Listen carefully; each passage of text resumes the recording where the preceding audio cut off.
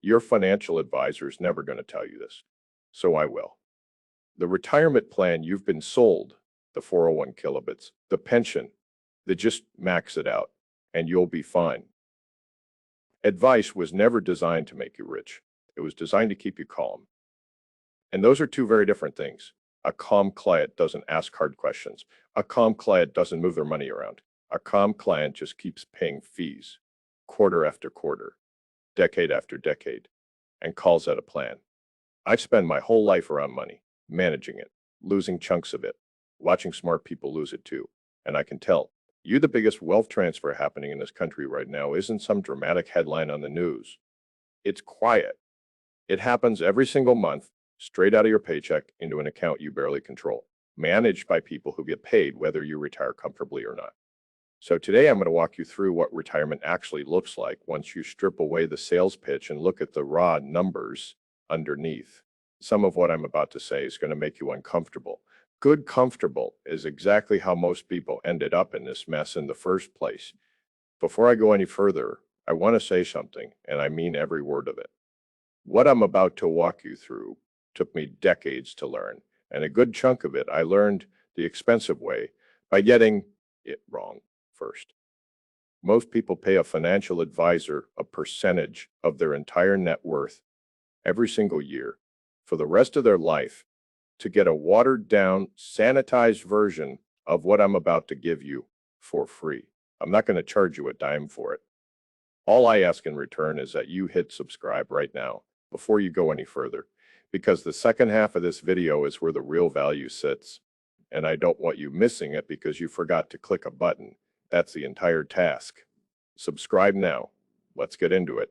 Let's start with the account most of you already have, the 401 kilobits.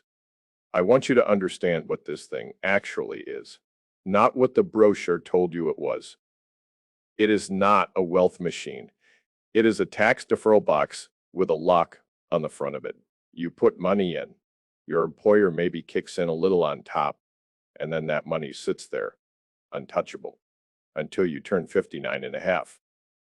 Try to grab it early, and the government hits you with a 10% penalty stack right on top of the taxes you already owe. Now, here's the part almost nobody talks about at the dinner table. Most people have absolutely no idea what they're being charged to keep their own money locked in that box. There was a survey a while back that found something like 9 out of 10 Americans couldn't tell you their own 401 kilobits fees if you asked them directly. Sit with that for a second.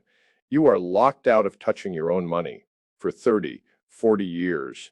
You have almost no say in what it's actually invested in beyond a short menu of mutual funds somebody else picked for you long before you ever saw the enrollment form.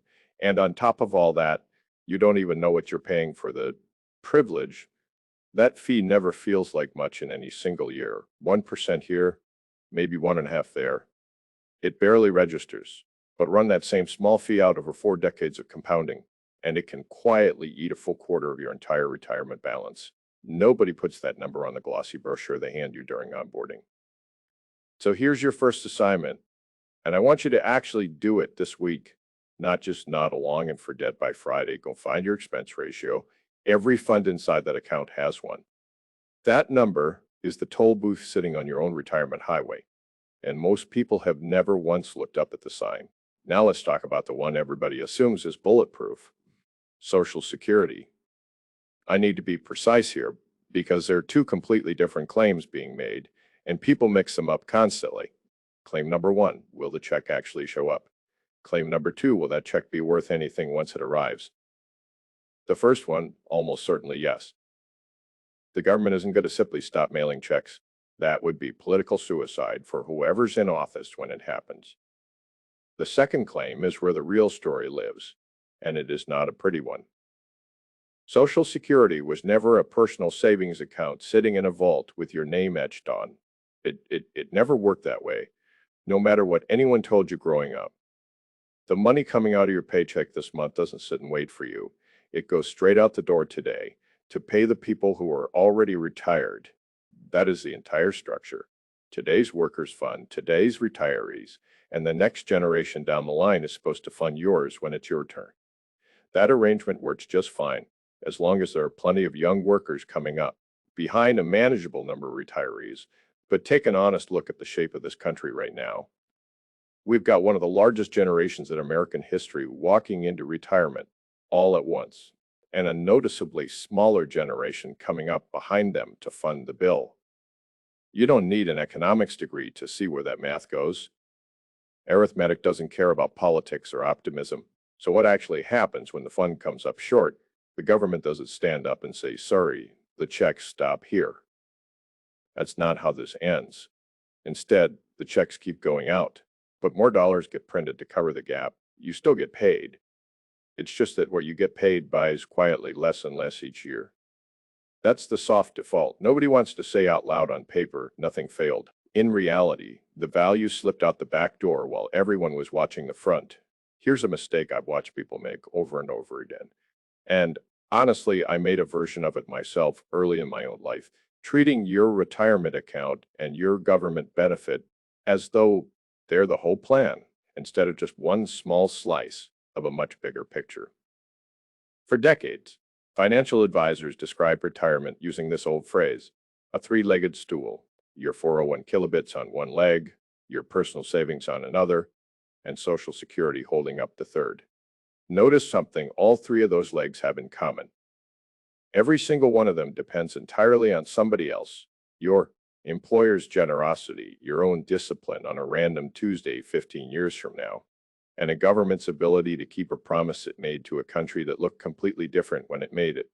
Real wealth simply does not work that way. Real wealth comes from owning things, actual productive assets, businesses, pieces of businesses through the stock market, real estate that throws off income whether or not you show up to. Check on it. Not a promise, not a government program with a fixed retirement age attached to it. An asset that keeps producing value whether or not anyone remembers to mail you a check that month. That's the mental shift that quietly separates the people who retire comfortably from the people who retire anxious and confused. Stop asking how much am I owed and start asking what do I actually own? I've noticed this pattern plays out the same way, almost without exception, every single time. The people who describe their retirement in terms of a check, I'll get my pension, I'll get my Social Security, I'll get my payout, might never tend to sound tense whenever the topic comes up, because deep down they know the amount and the timing both belong to somebody else's decision, not theirs. Meanwhile, the people who describe their retirement in terms of what they own, I've got shares in these businesses. I've got a property that pays me rent. I've got a stake in something that keeps producing. Tend to sound calm about the exact same subject, even when their actual net worth isn't dramatically different. The math isn't always wildly different between the two groups. The ownership is. And ownership is the one thing nobody can quietly redefine, delay, or means test out from under you decades down the road. Now, I want to be fair here because I don't want you walking away thinking every advisor out there is running some kind of con and every 401 kilobits is a trap. That's lazy thinking. And lazy thinking in either direction costs you money in the end. For a lot of people, the employer match sitting inside of 401 kilobits is genuinely free money on the table. You put in 3%, your employer matches with another 3%. And that instant guaranteed return is very hard to find anywhere else in the entire financial world. The forced savings piece of it also does real work. Most people, left completely to their own discipline, will not consistently invest a single dollar on their own. An automatic deduction straight out of the paycheck solves a very real, very human behavioral problem before it even starts. So the issue was never that these accounts exist. The issue is treating the account like it's the entire strategy, instead of one single tool sitting inside a much bigger toolbox, and never once checking what's actually happening inside that box while your money sits there for decades. So take the match if your employer offers one. Just don't stop there, and don't assume the account is quietly doing more heavy lifting than it actually is. Let's talk honestly about the advisor relationship itself, because this is where the incentives get genuinely uncomfortable. If you look closely, most advisors get paid a percentage of the assets they manage on your behalf, commonly somewhere around 1% a year, sometimes more depending on the arrangement. That sounds small when someone says it out loud. It is not small at all. 1% a year, compounding quietly over 30 years of your working life, isn't really a fee anymore. It functions like a silent partner in your retirement who never once puts up any of the risk and never misses a single payment, regardless of what happens to your account.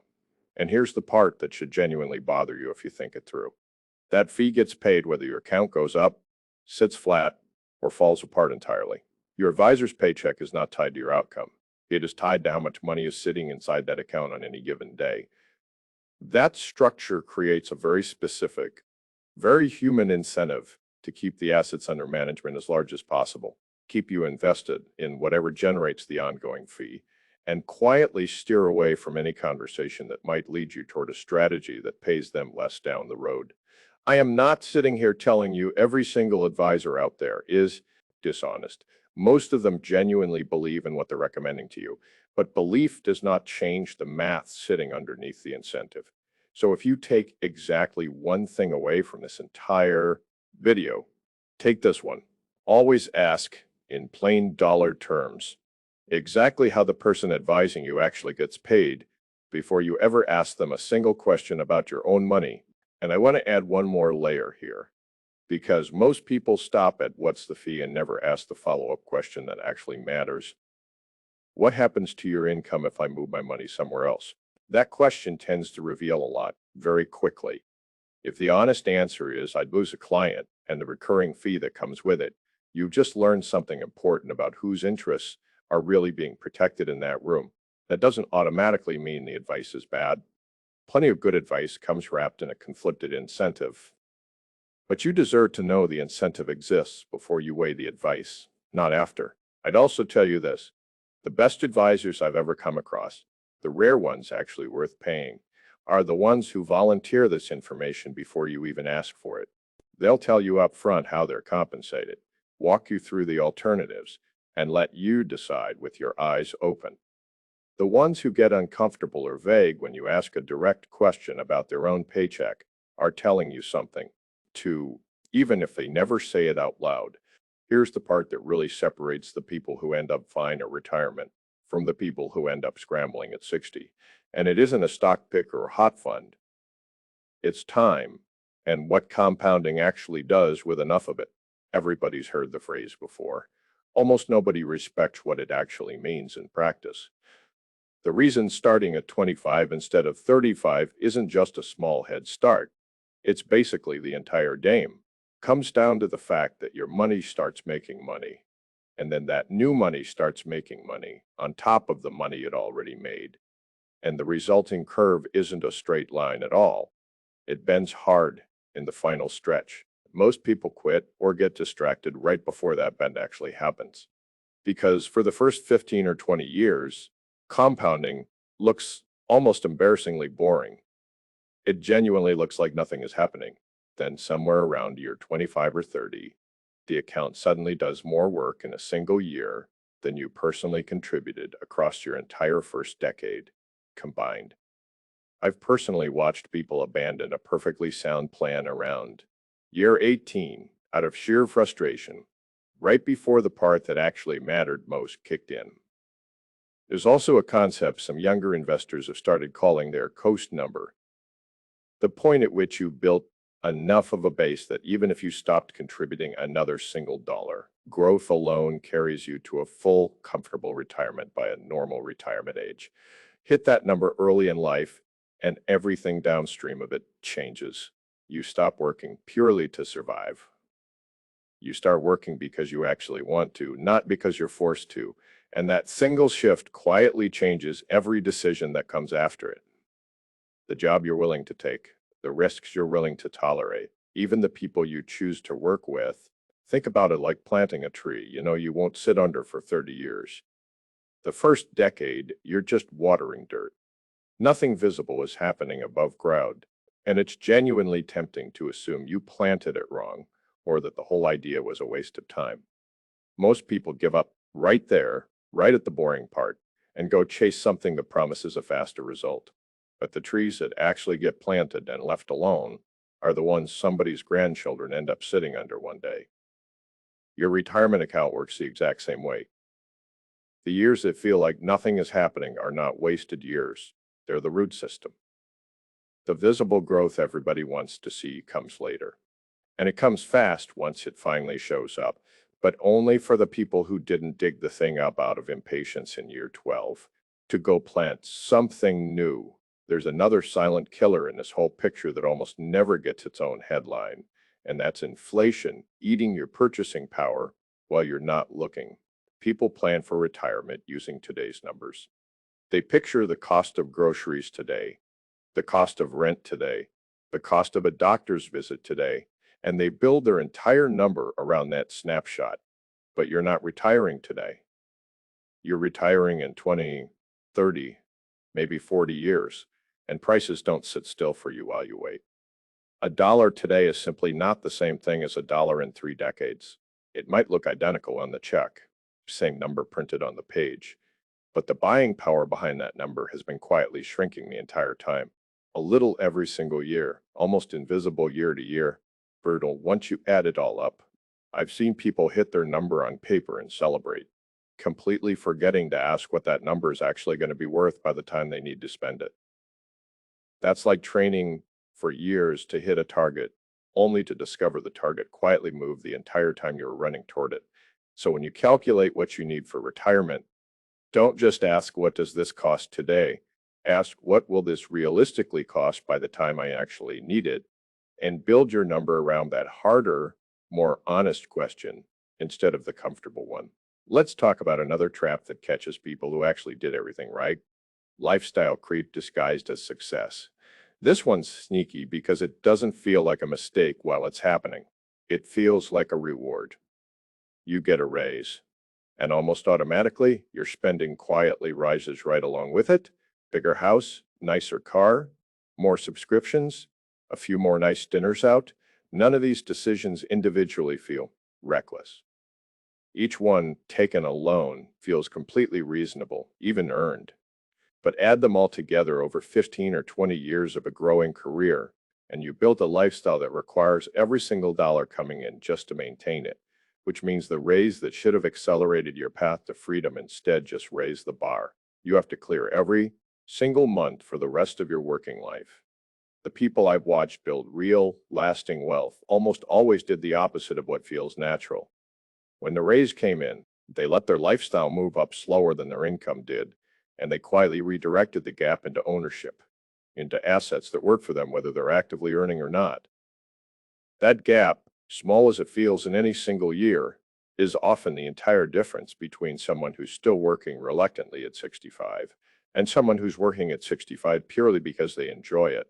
So let's bring all of this together into something you can actually walk away and use. Because I don't believe in handing someone a diagnosis with no direction attached to it. First, go find your real fees. Every account, every fund, every advisor relationship you have, and write down the actual number, not the vague one somebody quoted you years ago. Second, understand precisely what Social Security is and isn't. Treat it as a floor, not as a plan. Build your life assuming the check does arrive, but assuming it buys less than you'd like by the time it does. Third, shift your thinking from money I am owed to assets I actually own. Every dollar you can direct into productive ownership, businesses, index funds, income producing real estate is a dollar that no longer depends on someone else's promise holding up decades from now.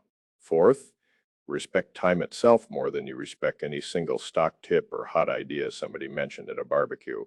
The person who stayed boring and consistent for 30 straight years almost always beats the person who chased the exciting thing for 3. And fifth, if you do use an advisor, make them explain their entire incentive structure to you in plain, ordinary English before anything else gets discussed. So if they can't do that clearly and directly, and that tells you something important all on its own, I want to leave you with this because I genuinely think it's the most important sentence in this entire video. Nobody is coming to rescue your retirement for you. Not the government, not your employer, not some stranger in a nice suit charging you a percentage every year regardless of outcome. That is not pessimism. That is simply respect for how this system actually works underneath the marketing. And once you truly accept that, it becomes genuinely freeing. because it means the outcome finally sits back in your own hands where it belonged the entire time. So here's your actual challenge. And I mean this literally this week, not someday, not when things settle down. This week, go pull up your 401 kilobit statement. Find the expense ratio buried in the fine print and actually sit down and read it. Then go figure out, even roughly, what your Social Security check would realistically be worth in today's dollars if it finally arrives 30 years from now. Sit with both of those numbers for a minute. Most people go their entire life without ever doing this simple exercise. And that is exactly why most people retire anxious instead of retiring free. If this video actually changed the way you think about your own money today, don't just scroll past it and forget by tomorrow. Subscribe, because I'm going to keep pulling these curtains back one at a time. And I promise you, there's a lot more sitting behind them than most people realize. I'll see you in the next one.